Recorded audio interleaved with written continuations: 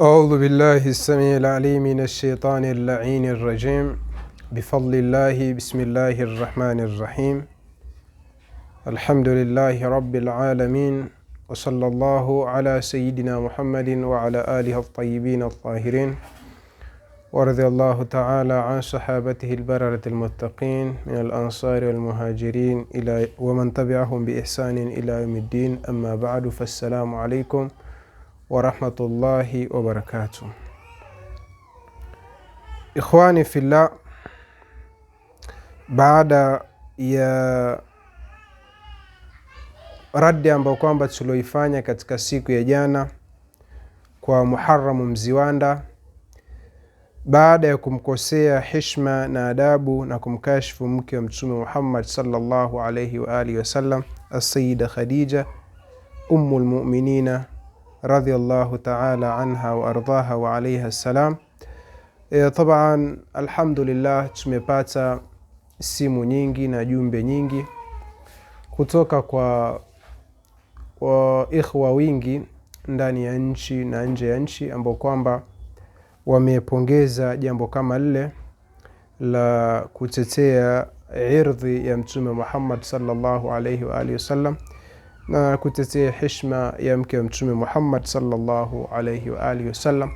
Lakini baadhi ya ikhwa wanajaji na kuhoji kwa nini tufanye raddi hadharani na nini, yule ni shekhe, yule ni kadha wama ila dhalik, kwa nini tusingemfuata private tukamnasihi. Taban, nafikiri taban kuna baadhi ya mambo ambayo kwamba huwa yanafanyika nyuma ya kamera ambao kwamba taban watu wengi wanakuwa hawafahamu, lakini ikiwa hakuna budi lazima tuyaeleze. Jambo ambalo kwamba hawalifahamu wengi ni kwamba Bwana Muharram Mziwanda baada ya kuropokwa maneno yale ya hovyo na kumkashifu mke wa Mtume Muhammad sallallahu alayhi wa alihi wasallam, Sayyida Khadija radhiyallahu ta'ala anha wa ardhaha, kuna baadhi ya ndugu wema ambao kwamba walimfuata private wakamtumia ujumbe wa kumnasihi na kumtaka ataraja na kumweleza kosa lake alilofanya kwa kila heshima na kila adabu. Na huyo alofanya hivyo, alomnasihi na kumtumia huo ujumbe ni sahibi yangu. Baada ya kumtumia ule ujumbe aliuchuma pia na kwangu. Nafikiri ujumbe huu umesambaa sana katika magrupu ya WhatsApp na mfano wake. Katika kumbi nyingi huu ujumbe umesambaa.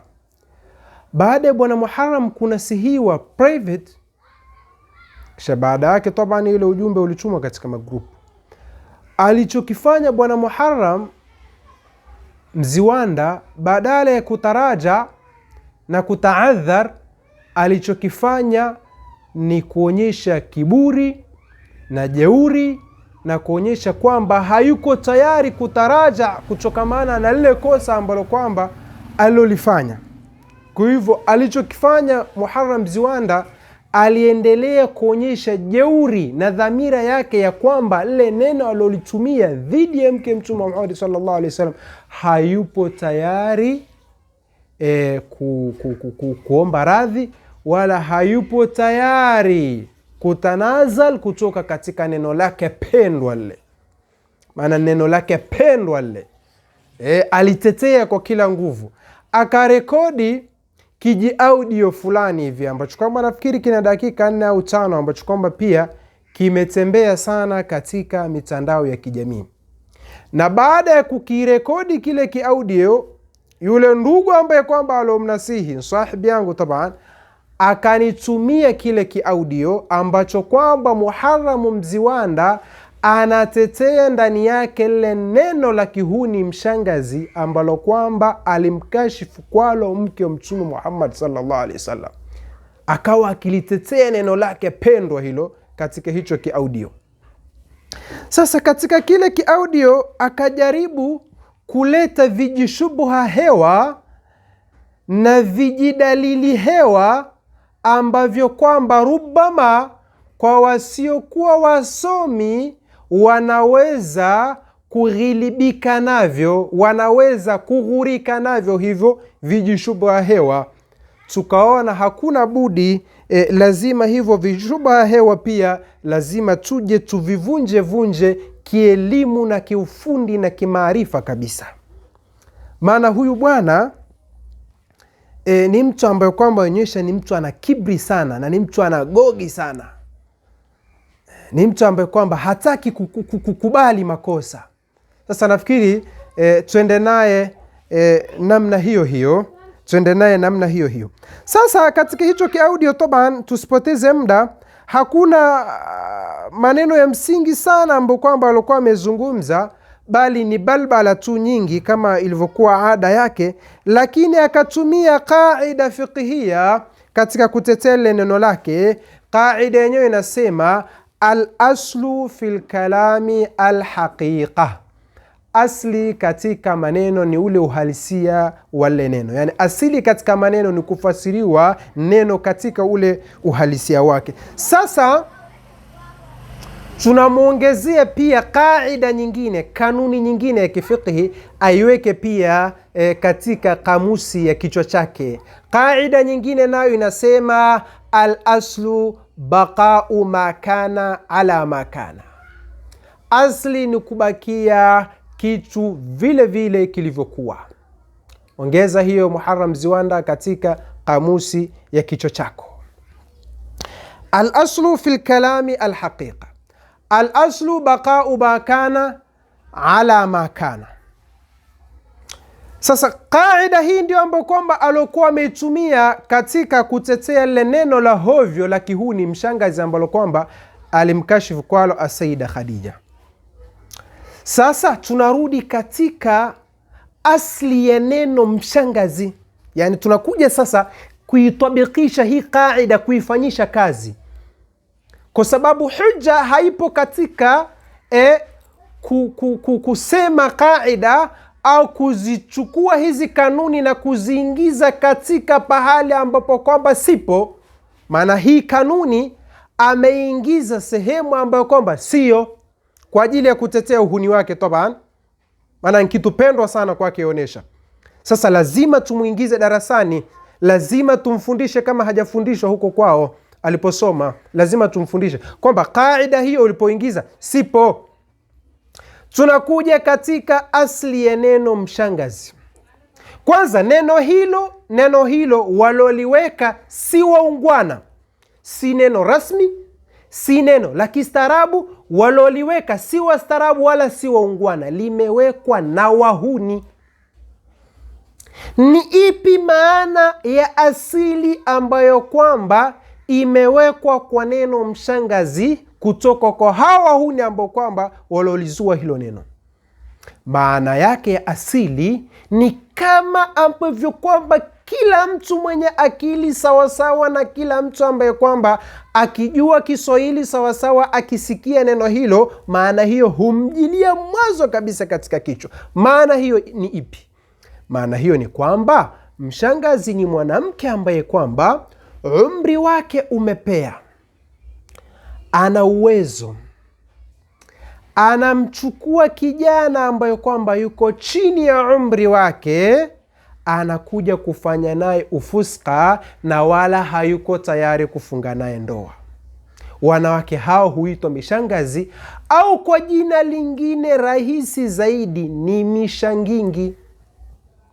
Mshangingi, yani ukisikia mshangazi maana yake ni mshangingi. Sasa je, ni kila mwanamke ambaye kwamba umri wake umepea akaolewa mathalan na kijana mdogo ambaye kwamba umri wake uko chini, mwanamke huyu huitwa mshangazi? La, istilahi hiyo haitumiki kwa wanawake. Hao ni wanawake wastaarabu, hawaitwi mishangazi wala mishangingi. Hata akiolewa na kijana ambaye kwamba amemzidi miaka 20 au 40, haitwi mshangingi wala mshangazi. Mshangazi au mshangingi hutumika kwa wanawake hawa wa sampuli hii ambao kwamba tulofanya nini tuloieleza. Kwa hivyo Bwana Mziwanda, kaida yako hiyo ambao kwamba uliotoa iko dhidi yako. Kaida hiyo uliotoa inaonyesha ulikurupuka, ukaropoka tu pasi na kutumia fikra. Tuko vizuri sana. Hadhihi alqaidatu alayka, hadhihi alqaida laysat fi maslahatik. Hii qaida haipo katika maslahi yako, bal iko dhidi yako. Kwa hivyo qaida hii, al-aslu fil kalami al-haqiqa, haqiqa ya mshangazi ni mwanamke ambaye kwamba anamchukua kijana mdogo, anamweka ndani kwake, anamlisha, anamvisha, anamsimamia, kisha baada yake anazini naye, wala hayuko tayari kufunga naye. Ndio asili ya hili neno, ndio asili ya istilahi ya neno mshangazi. Kwa hivyo al-aslu fil kalami al-haqiqa, haqiqa ya mshangazi ndio hiyo. Al-aslu baqa'u ma kana ala ma kana, baqa'u ma kana ala ma kana, ndio hiyo. Kwa hivyo kwa kile kiji audio ulichokirekodi, hujajitetea wala hujajisafisha, umezidi kujichafua.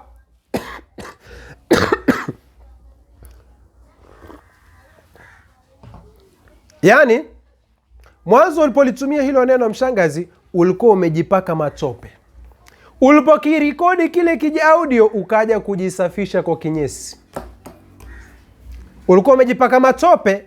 Afadhali ungebaki kule kule kwenye matope. Umekuja kujipaka kinyesi kuonyesha kwamba hili neno wewe umetumia katika asili ya wadhi yake, na asili ya wadhi yake ndi hiyo, kwa sababu wale waliweka ni wahuni. Wahuni hawezi kuweka neno kwa maana ya kiungwana wala ya kistaarabu. Kwa al-aslu fil kalami al-haqiqa. Sisi neno hili tunalitumia kwa maana ya istilahi hii. Shekhe, hizo ni balbala ambazo kwamba unaweza kuwadanganya watoto wadogo ambao kwamba bado hawajasoma. Hiyo maana ulioleta ni maana ngeni ambayo kwamba haifahamiki katika jamii. Hiyo maana haifahamiki katika jamii. Wewe si mtu wa qaida wa qaida za kifiqhi, wewe ni mtu wa usuli bwana. Mtu wa qawaidul fiqhiyya wewe. Wacha nikupe qaida sasa hii. Qaida inasema al-ibratu lilghalibi shai'i la linnadiri. Subhanallah. Al-ibratu, mazingatio. Qaida fiqhiyya hiyo Mziwanda ichukue. Al-ibratu lilghalibi shai'i la linnadiri. Mazingatio katika vitu au katika maneno huwa linazingatiwa lile jambo au ile maana ambayo kwamba iliyoenea, sio ile maana ambayo kwamba ni nadra. Sasa maana ambayo kwamba al-ghalibu iliyoshinda, ashai'u iliyoenea kwa neno au istilahi ya mshangazi, ni hii ambayo kwamba tulioeleza, ambayo kwamba iliyoko na wahuni, ambayo kwamba ukisema tu sasa hivi mshangazi, vijana wote wanakuwa wanaifahamu maana hiyo. Hilo ndo huwa linazingatiwa. Lakini hii maana nadir ambayo kwamba uloizua wewe bwana Mziwanda kwa ajili ya kutetea uhuni wako, hiyo haizingatiwi katika qaida. Al-ibratu lilghalibi shai'i la linnadiri. Hiyo ni qaida fiqhiyya, na wewe ni mtu wa qawaid bwana. Bila shaka qaida hiyo haiwezi kufichamana na wewe. Kwa hivyo wacha kutumia kanuni sehemu ambazo kwamba si zake. Maana unajua, niseme kitu kimoja ikhwa, mtanisamehe. Bwana Mziwanda ni mtu ambaye kwamba ni mjanja hivi. Anaweza kuzua tu jambo ambalo kwamba halina kichwa wala miguu, kisha akasema kuna kaida inasema. Basi maskini wale watu ambao kwamba bado hawajasoma, wakafika mbali na nini, ilmu zao bado ziko chini. Bwana, lakini lile neno kumbalo ulisema Sheikh Mziwanda bwana halina ubaya bwana. Sheikh amelitolea ushahidi wa kaida bwana, kanuni kabisa ya kiusuli Sheikh. Kumbe hao watu ambao kwamba wanaomshambulia bwana ndio ambao kwamba bado si wasomi. Tuko vizuri sana awachezee shere vijana ambao kwamba bado hawajainuka. Lakini tunakuambia kwamba hizo shere zako utawachezea majuhal, aghbia, wapumbavu, lakini sisi ambao kwamba tuko mbele ya muda. Hapo ulipo lalia wewe bwana Mziwanda, sisi ndipo tulipoinukia. Kwa hivyo sijui mambo ya kawaidul fiqhiyya hizi 2-3 ambazo kwamba huwa unazihifadhi na kwenda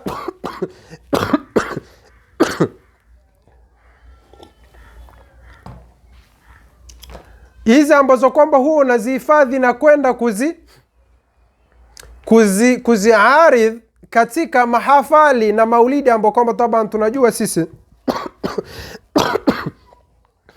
kwamba mawalidi nyingi hizi wanaohudhuria takriban 90% au 80% ni jahala, sio ahlul ilmi. Hilo ni kitu ambacho kwamba kiko wazi. Kwa hivyo mtu anaweza kuta kama hivi amkosee heshima mke wa Mtume Muhammad sallallahu alaihi wasallam, mfano wake watu wasema Simba sema Simba. Umemsikia Simba leo? Umemsikia leo Simba amechafua hali ya hewa Sheikh. Mwamba amechafua hali ya hewa, kumechafuka kweli kweli. Maskini ya Mungu haelewi, maskini ya Mungu huyu haelewi usiku wala mtana. La yumayizu baina al-ghathi was-samin. Ni jahil asla.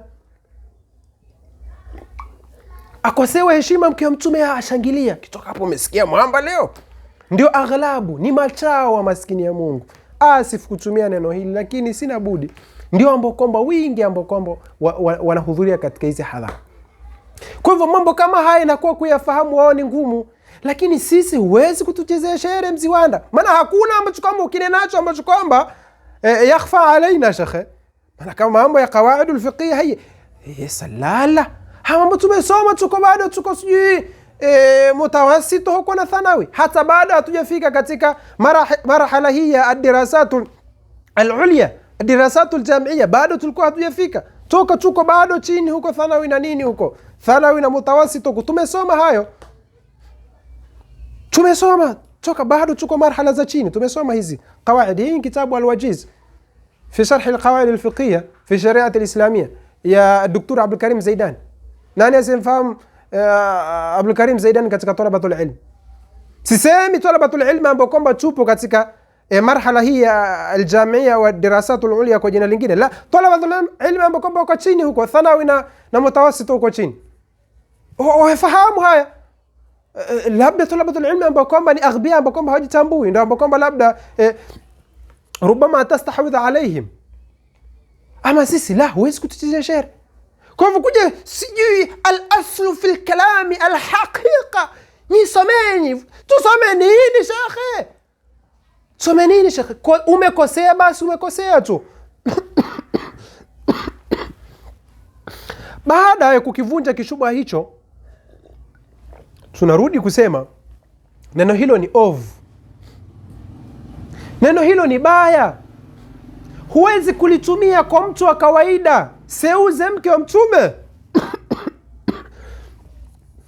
Sote tunafahamu hakuna mtu mwenye heshima na adabu muungwana ambaye kwamba anaweza kumuita mamake bismiha al-mujarrad, jina lake ambalo kwamba kavu, ambalo kwamba halijaungana na umama au sayyid au mfano wake. Hakuna.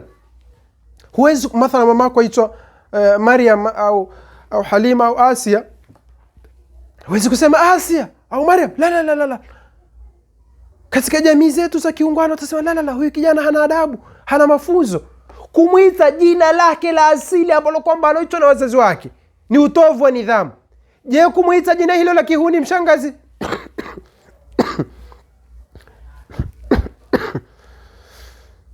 Alhamdulillah. Je, kumuita jina hilo itakuwaje? Ni utovu wa nidhamu. Allah subhanahu wa ta'ala anasema katika Al-Qur'an Al-Karim baada an a'udhu billahi minash shaitani rrajim, ya ayyuhalladhina amanu la yaskhar qaumun min qaumin asa an yakunu khayran minhum wala nisa'un min nisa'in asa an yakunna khayran minhun wala talmizu anfusakum wala tanabazu bil alqab bi'sa ismu al-fusuq ba'da al-iman wa man lam yatub fa ulaika humudh dhalimun.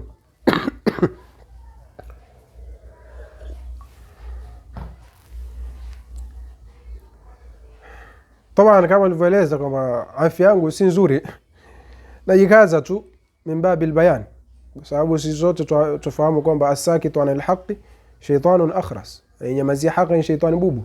Kwa hivyo hicho ndio kama kinatufanya tujikalifu hivyo pamoja na siha zetu kuwa haziko nzuri. Ya ayyuhalladhina amanu, enyi ambao kwamba mloamini, enyi waumini, la yaskhar qaumun min qaumin, wanaume wasiwadhihaki wanaume wenzao, wala nisa'u min nisa'in,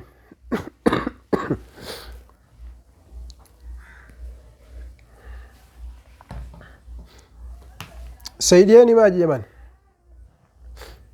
wala nisa'u min nisa'in, wala wanawake wasiwadhihaki wanawake wenzi wao. La yaskhar qaumun min qaumin asa an yakunu khayran minhum, huenda hawa ambao kwamba wanawadhihaki na kuwadharau wakawa ni bora kuliko wao. Pia wanawake wasiwadhihaki wala wasiwadharau wanawake wenzi wao, huenda hawa ambao kwamba wanawadharau wakawa ni bora kuliko wao. Wala talmizu anfusakum, wala msivunjiane heshima. Kisha akasema wala tanabazu bil alqab, wala msibezane kukubandikana majina maovu. Hapa ndipo mahalu shahidi. Qur'ani imetukataza sisi kwa sisi, waumini kwa waumini, kubezana kwa kupeana majina maovu. Mathalan, si vizuri ukamuita mathalan mwanamke wa kawaida tu ambaye kwamba hata hana hadhi, mathalan hata rubama ukamuita mshangazi au mfano wake, la, haifai. Wala tanabazu bil alqab, wala tanabazu bil alqab, msibezane kwa kubandikana majina maovu, msibezane kwa majina maovu.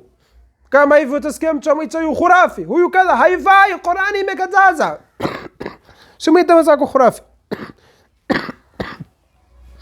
wala jitu la bid'a, haifai. Sasa ikiwa watu wa kawaida Qur'ani imekataza, je, ummahatul mu'minina as-sayyida Khadija radhiyallahu ta'ala anha wa ardhaha, ummul mu'minin, kumuita mshangazi itakuwa inafaa? Si tunaelewana? Ama kwa hujja kwamba tutumia lugha hizi za vijana wahuni ili watuelewe, hakuna shekhe. Vijana wote, mimi jana wamenipigia vijana wingi, wamenitumia message, wameniambia shekhe, huyu mtu ametuudhi sana, huyu mtu ametuudhi sana. Vijana wamekasirika kweli kweli wanakurubia kupasuka vijana kwa hasira mziwanda. Kama hujui wewe, kama ulikuwa wajipendekeza kwao, wamekukataa shekhe. Goma limebuma hilo, wamekukataa. Vijana wamekasirika kweli kweli, wanakurubia kupasuka, wanaambia Sheikh Shafu, umetuponya, huyu mtu ametuudhi kweli kweli kwa kututukania mama yetu.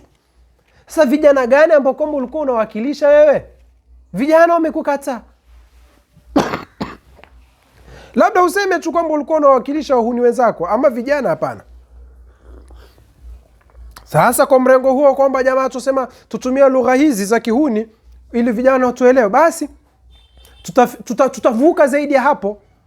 Kesho atasikika mtu mwingine katika membari asema, anasema mjomba Mudi bwana katika hadithi yake, waliyadh billah taban, mkakata kipande mkasema shekha muita mtume mjomba Mudi. La, natolea mfano kwa mrengo huu aloushika mziwanda, Kesho mwingine atasimama katika mimbari atasema mjomba Mudi amesema katika hadithi. Akiulizwa sema la jamaa, tutumia lugha hizi za vijana ili watuelewe. Maana shekhe, umefungua mlango ambao kwamba ni hatari kweli kweli. Umefungua mlango ambao kwamba mwisho wake ni mwovu kweli kweli.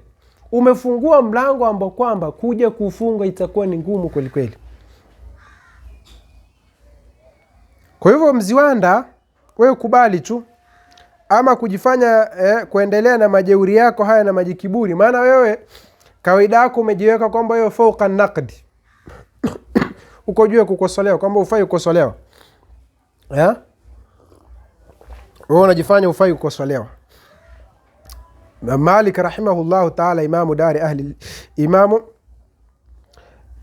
dari al-hijra, Malik rahimahullahu ta'ala alisema kwamba kullun au kullu wahidin au kullu ahadin yukhadhu min kalamihi wa yurad illa sahiba hadha al-qabr. Asema kila mmoja maneno yake huchukuliwa na huradiwa isipokuwa mwenye kaburi hili. Mtume sallallahu alaihi wasallam akishiria katika kaburi lake, basi ndio ambako maneno yake ni ala ras wal ain. Kwa hivyo wewe bwana Mziwanda, usijifanye kwamba wewe maneno yako yapo katika daraja ya maneno ya Mtume sallallahu alaihi wasallam, kwamba ufai kukosolewa. La, wewe kubali tu ndio utalinda heshima yako. Ama kuendelea kufanya majigambo yako haya na majikiburi, sisi hatutokuacha. Lazima hizo kucha tutazikata tu kabla hazijawajeruhi wengine. Anazishamjeruhi tayari Ummul Mu'minin Khadija, zitaendelea kesho zitamjeruhi Ummul Mu'minin Aisha, kesho zitamjeruhi fulani, mpaka utafika kwa Mtume sallallahu alaihi wasallam. Kwa hivyo haya makucha kabla hayajawajeruhi wengine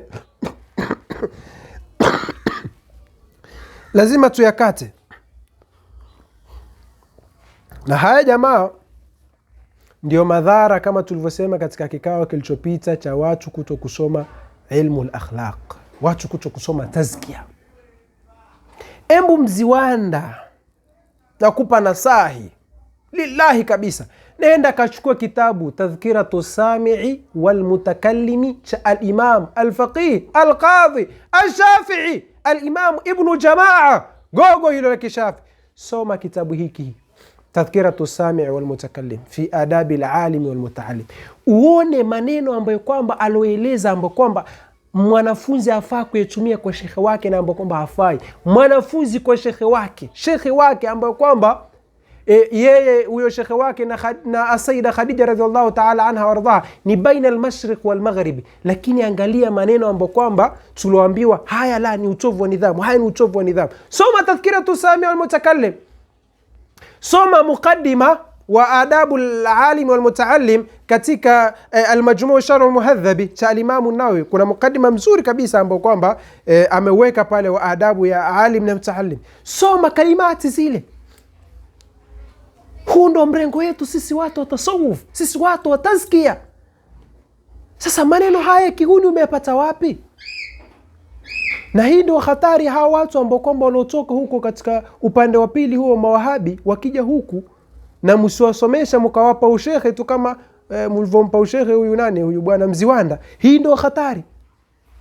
Wasomesheni kwanza tazkia, wasomesheni vitabu vya adabu na akhlaqi hivi kabla wajafikia huku. Lao mngemsomesha huyu bwana Mziwanda hivi vitabu vya akhlaq, Tadhkiratu Sami na mfano wake, asingefikiria huku.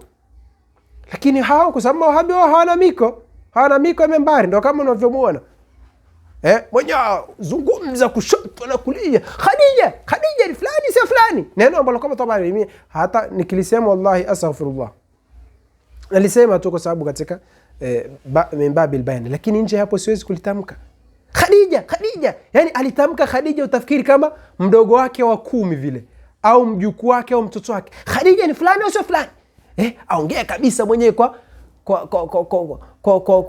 mikogo kabisa. Khadija Mziwanda mdogo wako wangapi? Hata heshima kutaja jina la mke wa Mtume Muhammad sallallahu alayhi wa alihi wasallam, Sayyida Khadija radhiallahu ta'ala anha wa ardhaha, Unajua mhanga aliotoa Sayyida Khadija kwa bwana Mtume Muhammad sallallahu alayhi wa alihi wasallam? Unajua mhanga wa Sayyida Khadija? Unaweza kufikia mhanga wake? Unakuja kukurupuka tu Khadija, Khadija, Khadija. Kulitamka hata Sayyida Khadija unashindwa. Hata kusema Ummul Mu'minin Khadija. Qur'ani imesema wa azwajuhu ummahatuhum, mama zetu hawa. Mama yako unaweza kumuita hivyo Khadija, Khadija, Khadija, unaweza hivyo?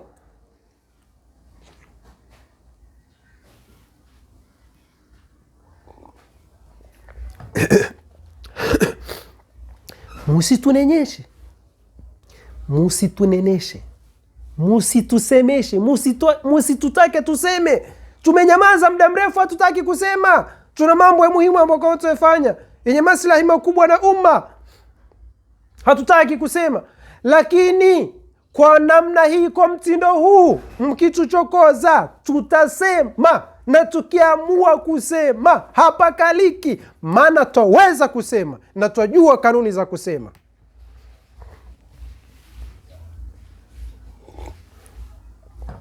Wa azwajuhu ummahatuhum, hili neno limebeba maana makubwa. Nini maana ummahatuhum? Unaweza kumtaja mama yako kweli bismiha almujarrad? Unaweza? Kama huwezi, kwa nini Ummul Mu'minina Khadija umtaja bismiha almujarrad? Tena usitosheke hapo.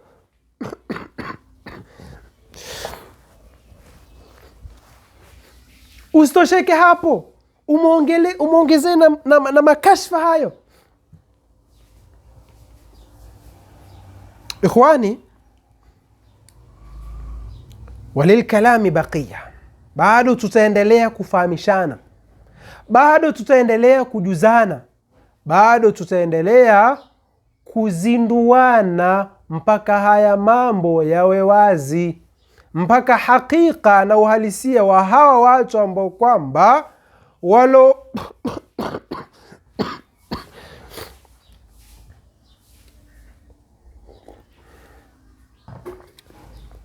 mpaka hawa watu ambao kwamba wanaolikatili neno ushekhe wafahamike.